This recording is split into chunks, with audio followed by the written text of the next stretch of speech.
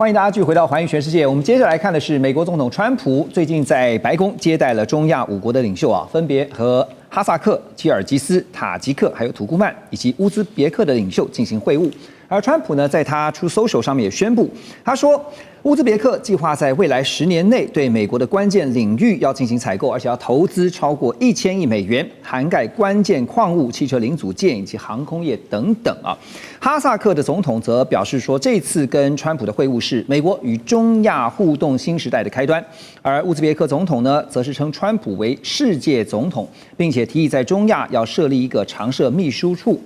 美国和中亚其他国家的代表预计也会签署像一些关键矿物的合作协议。那其中的合作呢，包括了波音公司要向哈萨克、塔吉克，还有包括乌兹别克的航空业者，合计出售多达37架的客机。那有一家呢叫做这个 Cove Capital 的美国公司会在政府支持的融资在哈萨克来开采钨矿。好，现在看到都是呢，在中亚这边的战略感觉像是要找稀土资源的替代供应者当然，这个也形同是这个长期就是在俄罗斯跟中国大陆主导下的这中亚呢，现在感觉上是要从这个地方来看看能不能挖一些墙角。在这个部分的机会跟风险，黄老师怎么看？这个地方我觉得很吊诡的，就是说美国。各位如果记得，大概在10多年前吧，他把他的空军的势力深入了中亚，在中亚建立了第一个美军的空军基地。俄罗斯当时也没有能力阻止。现在稀土对俄罗斯也是重要的战略物资，俄罗斯也没有办法阻止美国在中亚的深入。而且呢，我们看到美国他这一次是大规模，他不是默默的来，他是跟中亚5国来个高峰会把这个事情对。所以，到底是不是俄罗斯对于中亚的实质影响力相对的衰弱？我觉得这个是一个观察点。另外，当然，我如果想的邪恶一点，这可能完全不符合现实如果这中亚5国跟俄罗斯关系还不错，会不会他们是帮俄罗斯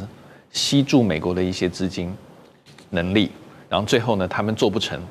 美国把钱能力就浪费在中亚了？这个是很邪恶的想法，但是反正政治上嘛。你怎么说有不可能的事？国际上兵不厌诈。对，好，那我要讲就是说，美国在这方面的它战略考量是什么？第一个，其实他在 G7 里面已经都讲过，他要用这个非市场工具，就是 non-market measures 或 tools， 对，去削弱中国大陆在稀土的战略地位。但是非市场工具其实很多种包括你政府资金的补贴、政策的辅导或者是你。赶快加大你的战略储存量或者是你要跟有能力的或者有资源的那一方进行开采跟精炼的合作。反正任何不是靠这个市场自由贸易来的这些工具，我美国或 G7 要做的我就来做。那第二个呢，美国其实很明显就是他手伸进到中亚，他觉得不只是经济上我可以得到稀土。而且我在外交上，中亚各国，你看把我讲的像世界总统一样，再来第三个就是美国在战略安全的维护上多了一些底气去对抗中国大陆。对，那这是美国战略考量。但是中亚5国也不是笨蛋他们当然想的，其实很多第三世界国家想都这样：我跟美国合作，钱进来，技术进来。其实美国的技术好像这方面不太行，所以美国一定会找什么澳洲其他的去帮助。这些中亚国家，所以他们就要美国的钱。美国进来之后，他们至少有资金。再来就是说，他们可不可以从美国得到更多的融资担保？总之算来算去就是钱。另外一个，对，再就是我跟美国合作，有些国家觉得我面子挂得住对，美国好歹世界1等1的强国，所以我国际地位或许借着跟美国合作，国际形象地位的提升。所以中亚5国想的大概就是钱跟形象的问题。现在就看中亚5国，或者是包括其他中亚的国家，他们最需要的是什么？比如说，他需要的是高科技吗？还是说他需要的是最基本的那些基础建设当然，这次在中亚5国跟川普的会议当中，当然也有人提到说，川普的打算还有另外一个跟他的中东这个战略的一些布局是有关的。还有就是刚刚特别提到说稀土替代的考量以外啊，倩姐您觉得啊，因为也有分析师认为说更高一层的战略是在看说要影响中方的一带一路，然后呢削弱中俄在中亚的实力哈。还有一个我们很有趣的来看一下，最近美国财长哈，他在这个南卡罗来纳州哈一座新建好的稀土矿产加工中心，他特别的就是敲锣打鼓的说，哎，我们一起来庆贺啊，美国25年来制造的第一块稀土磁铁，从此我们不会再受到中国大陆的稀土给绑架了哈。这个当然大家一听就想说，是真的是这样子吧哈？因为你这个提炼的技术到底赶不赶得上啊？倩姐一并来看。先讲一下这几个国家，因为他们这次都联袂的到了白宫嘛，跟以前上一次你们记得拜登要开美洲的会议的时候，大家都不去，所有的人都派别人去的情况有点不一样。那当然是因为现在对于这些国家来讲，不管你有钱没钱，你都在川普的关税大棒底下。所以有一个新的战场是还没结束的。那如果我们看他现在选的地方呢，当然他会是在亚洲、欧洲、非洲，因为整个“一带一路”亚欧非的这些大陆桥的连接中间呢，是很核心的一块。同时，在新的铁路线来讲呢，以前有北路跟南路，那事实上中路现在越来越明显。我们前段日子讲的中吉屋就是这个意思。那中吉屋呢，它不但是有货物，它也有石油、天然气的意涵在里面。所以你可以看到，在川普下棋的时候，他很明显的是说，哦，这些是属于资源国，有资源，你可能没有钱，但是你有资源的。有些呢是生产国，那生产国呢，你来赚我们美国的钱，我要给你更高的关税。那再剩下最上面呢，就是品牌国 G7 啊，跟他们美国一样。我每次说我用川普的眼光来看，就是我们美国一样的那些国家。那这些呢，我就是要叫你们来美国投资。它大致上有一些很清楚的大概念的分布。那么中亚的5国呢，都是资源国。你今天光看他讲的第一个啊，就是说乌兹别克10年内要向美国采购1000亿美元，他现在每年的 GDP 差不多1000亿，而且呢，要买的东西呢，要涵盖的是关键矿物、汽车零组件及航空业。我觉得他可能必须要在这些国家中间做一些以物易物或者是贸易交换，否则的话，这些资源国事实上是没有能力去买美国想要卖给他们的这些高阶的东西，譬如说要37架飞机啊，塔吉克跟乌兹别克他们要做的这些，那么他要如何去处理？他们这些国家，就是你想要他的资源，但是他没有东西跟你做贸易的交换，那么你要不要在另外一边呢？就是做融资的提供。对，所以他们谈的东西呢，有一项我觉得对这些国家可能是第一次，但是要特别注意的就是，过去其实美国是不向这些国家提供融资的。那现在美国如果向他们提供融资的时候，就要讨论这些融资的安全性。因为亚洲国家通通都碰过亚洲金融危机，当时原来就是美国在很大量的流动性到亚洲来的时候，它忽然之间收回美国，所以像泰国啦、马来西亚、菲律宾、印尼，当时我在线上投资的时候，那些国家它上个月还好好的，这个月它就因为原来借的便宜的美债发生了美元汇率的问题，而且美债的利息没有办法支付，使得它成为有很大的风险啊。所以如果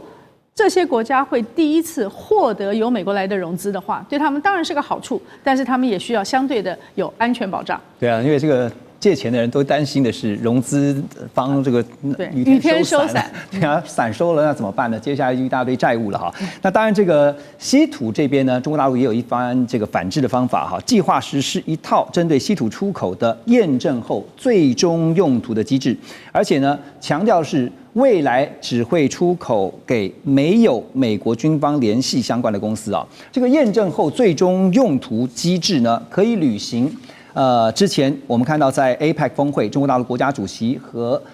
习近平啊和这个美国总统川普他们2人会面的时候呢，兑现了承诺。因为呢，既能够兑现说便利稀土这些物料的出口承诺，又能够确保稀土的物料不会最后落入到美国军方相关的供应商手中啊。但是有个问题就是，最终用途的这个验证机制要怎么去查验呢？我先讲一下哈，什么叫最终用途？它其实英文我觉得不该这样翻译，它叫这个很清楚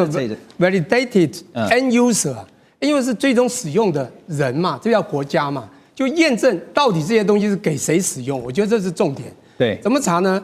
我觉得这个查的机制，你要用科技来查了。之前呢，我们有讨论过一些事情，包括他当时有限制，当这个贸易战在打的时候哈，当这个一样的农产品被限制到美国的时候呢，那美国的农产品也被中国限制，结果你会发现，连那个袋子里面是美国出的袋子都被扫描到，说这是美国出产，或者豆子里面有所谓的美国什么东西也被晶片扫描到。我觉得它主要一定会去追踪嘛，就像追踪机制，你知道我们有人也会订晶片等等的这么重要的东西，这个科技不是我能够解释的，我只能说方法他们会有一套方法。给你谁用谁用没有关系，因为他要允诺他当时开会跟川普讲的说我们要开放稀土，但是你要知道稀土从上到下，我们光讲17种元素，他刚开始不是先限制7种吗？最后再限制9种吗？他越来越那个，当然没有到全部7加6 9已经16了，不是后来又丢出了2025年的62、63号公告吗？严管还有主审。那时候就已经走到了所谓的 validated 的这个 end user 的做法，只是有松散。各位刚才讲到川普，有人这个拍点马屁说川普世界总统，对不对？有人说他是皇帝嘛，他本来就皇帝啊。从这某个角度，因为大部分国家都很小，大部分国家都有求于他嘛，就像刚刚讲买飞机都有求于他。我犹记得10月15号类似的在埃及开的以哈和平会议，那个乱离谱的。川普先讲，他口才真的好嘛，记忆也好，到8分之后，请，哎呀，有一些话我不想讲，请后面那位小老弟来讲。巴基斯坦当时印巴战争的时候，中国还帮了他坚持，不是的 PD 这个15吗？好，这个重点来了，巴基斯坦一上来就一直称赞这个世界总统啊，他太棒了，应该得和平奖嘛。这些人在10月9号6天之前，跟他的参谋总长到了白宫，大家应该知道这件事嘛，开了一个潘朵拉盒子，木盒。这是金刚石，这是中国带来的稀土的重要矿物，技术我们有，美国高兴死了，这是数十亿的宝藏啊！请问你拿到那个又怎样？因为我还是一句话，刚才这个主任有讲到，全世界大家知道的储量1.2亿吨，对不对？中国4400万吨，37%。全世界产量尽量挖呀挖呀挖，中国6000万，美国也不过这个27万了，美国45万5千吨，6倍。我们最重要的是精致冶炼技术91、92%，全世界都知道是中国控制在手里。从那个光线，它的高脚虾的那个技术到现在没有人能够突破的啊。还有人说什么日本深海发现了，跟澳洲签约了，那都没有用，缓不济急。挖了要多少成本，那个都是文宣，那都是认知战。我跟你讲只有我觉得现在看起来只有对美国就跟世界对美国求好，只有美国对中国可能求好，对，才有好的生存地基。所以你可以想到，现在等一下我们回来就要聊的是说，在这个中美互不信任因为现在互信基础非常薄弱的情况之下，最近连大豆到底要买多少都成了问题。马上回来。2025全球局势必须关注，中美赛局牵动地缘风险，连带影响台海两岸未来。环宇全世界，关心全世界，权威分析，